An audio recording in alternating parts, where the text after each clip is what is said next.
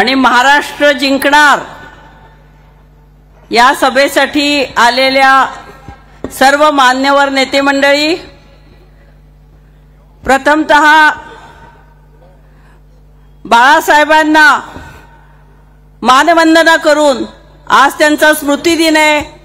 तुमचे आमचे सगळ्यांचे महाराष्ट्राचे आक्रमक नेते आजही बाळासाहेब ठाकरेंचं नाव घेतलं की मोदी शहांना सुद्धा घाम फुटतो आणि त्या मोदी शहांना सांगण्यासाठी आपण सगळेजण या इथे जमलेलो आहोत। घाबरू नका, आता थोडे दिवस तुमचे राहिलेत। महाराष्ट्रामध्ये काय काय चाललंय हे आपण रोज बघतोय।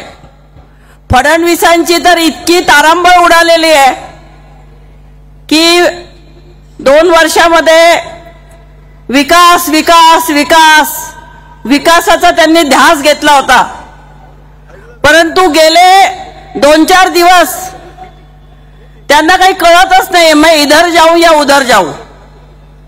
मग त्यांनी बघितलं जाऊ दे, आपला ढोंगी हिंदुत्ववादच बरा आहे। आपण महाराष्ट्राच्या जनतेला पुन्हा एकदा हे हिंदुत्वाचं आपलं ढोंग पुन्हा एकदा पुढे आणूया आणि मग त्यांना साथ देणारे कोण? तर ते किरीट सोमय्या। ते काय म्हणतायत, मुस्लिम जे मौलवी आहेत त्यांनी काहीतरी संदेश दिला म्हणे की सगळ्यांनी महाविकास आघाडीलाच मत द्या। तर यांच्या पोटात दुखायला लागलं। हे म्हणाले त्यांना बॉयकॉट करा। अरे आधी त्या किरीट सोमय्याला बॉयकॉट करा ना, काय घाणेरडे चाळे करतो तो माणूस। आणि अशा माणसाला काही बोलण्याचा अधिकारच नाहीये, पण तरीही बोलतोय आणि फडणवीस त्याची साथ देत आहेत। फडणवीसांना हेच माहिती नाहीये की आता आपल्याला लोकसभेमध्ये इतक्या कमी सीट्स आल्या, आता जर विधानसभेला पण आपण जर गेलो तर आपली काही खैर नाही, म्हणून ते घाबरलेले आहेत आणि खोटा हिंदुत्ववाद पुन्हा एकदा महाराष्ट्राच्या जनतेवर लादण्याचा प्रयत्न करतायत। ते यूपीचे मुख्यमंत्री महाराष्ट्रात येण्याची हिम्मतच कशी करतात? हा महाराष्ट्र ही संतांची भूमी आहे।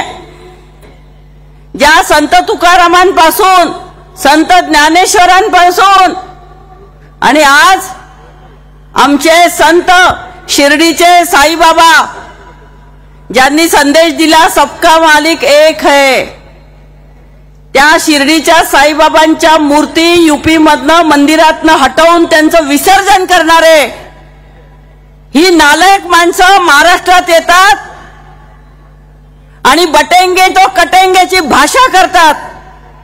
यांना जागा दाखवण्याची वेळ आलेली आहे।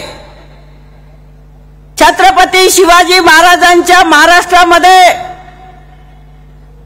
मालवणला शिवाजी महाराजांच्या पुतळ्यात पण भ्रष्टाचार करता आणि आम्हाला शिकवताय काय हिंदवी स्वराज्य काय आहे ते? हिंदुत्वाची भाषा आम्हाला शिकवताय? तर हे शिकवा शिकवीचे धंदे बंद करा आणि तुम्ही आता निवडणुकांना सामोरे जा। मला माहिती आहे इथे मोठ्या संख्येने शिवसैनिक आलेले आहेत। दिवसभर आपापल्या मतदारसंघात प्रचार करून आपण सगळे इथे जमलेला आहात। उद्याचा दिवस शेवटचा आहे प्रचाराचा, 5 वाजता उद्या प्रचार संपेल। परवाचा दिवस आहे आपापल्या एरियामध्ये जाऊन लोकांना घराघरात जाऊन हे जे खोटं हिंदुत्वाचं ढोंग करतायत त्या सगळ्या लोकांना सांगितलं पाहिजे की प्रचंड महागाई वाढलेली आहे। 10 वर्षात मोदींनी महागाईचा डोंगर आपल्यावरती रचलेला आहे। त्या मोदी शहांना धडा शिकवण्याची वेळ आलेली आहे। पूर्वी आम्ही गुजरातचे 2 नेते आम्हाला माहिती होते, महात्मा गांधीजी आणि सरदार वल्लभभाई पटेल। ज्यांनी या देशाचा स्वातंत्र्य लढ्यामध्ये भाग घेतला आणि देशाला स्वातंत्र्य मिळवून दिलं। पण आता सांगायला वाईट वाटतं की आता देशाच्या सत्तेमध्ये हे दोन दलाल बसलेले आहेत आणि हे दलाल संपूर्ण देश त्या अदानी अंबानीच्या घशात घालतायत।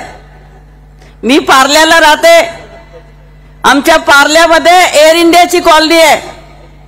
त्या कॉलनीमध्ये पार्लेकर सकाळी मॉर्निंग वॉकला जात असत, संध्याकाळी इव्हिनिंग वॉकला जात असत आणि आता आम्हाला मॉर्निंग वॉकलाही जागा नाही, संध्याकाळी फिरायलाही जागा नाहीये। आमच्या इथे संदीप नाईक उभे आहेत आपल्या शिवसेनेचे, त्यांना मी सांगितलं फक्त एकच प्रचार करा की त्या अदानीच्या घशात घातलेली जमीन 30% जमीन तुम्हाला मिळवून देऊ आणि तिथे एक जॉगर्स पार्क आम्ही बांधू तुमच्यासाठी। सगळे पार्लेकर आपल्या बाजूने मतदान करतील याची खात्री बाळगा। तसं मी एक पत्रकही काढून दिलेलं आहे, घराघरात पत्रक वाटलं पाहिजे।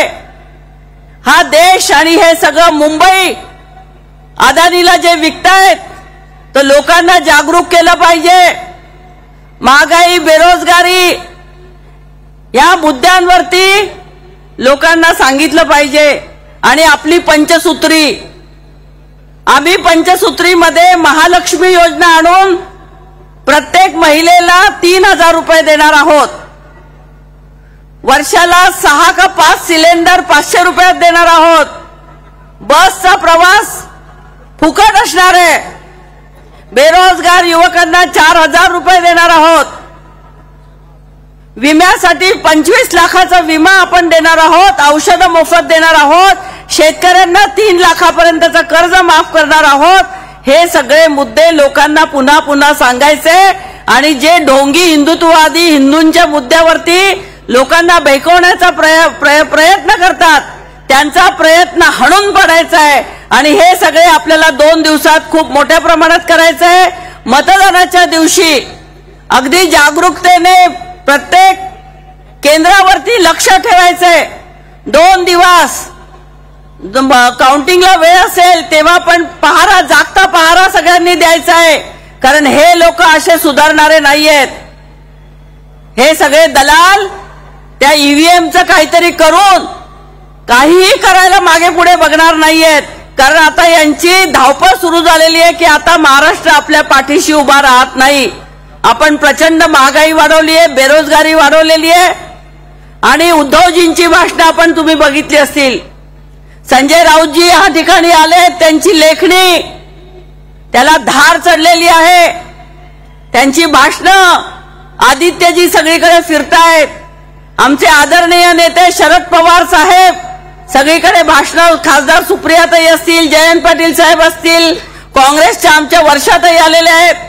काँग्रेसचे नेते पण सगळीकडे प्रचंड मेहनत करतायत। नाना पटोले असू दे, बाळासाहेब असू दे, सगळेजण आपापल्या परीने सगळा महाराष्ट्र पिंजून काढतायत आणि महाराष्ट्रातली जनता जागी होणार, जागी झालेली आहे। आपल्या महाविकास आघाडीला मतदान करणार याच्या बाबतीत पूर्ण मला खात्री आहे। तरी पण आपण सर्व सैनिकांनी या 2 दिवसात जागरूकतेने मतदान लोकांकडनं करून घ्यायचंय एवढीच विनंती करते आणि माझे 2 शब्द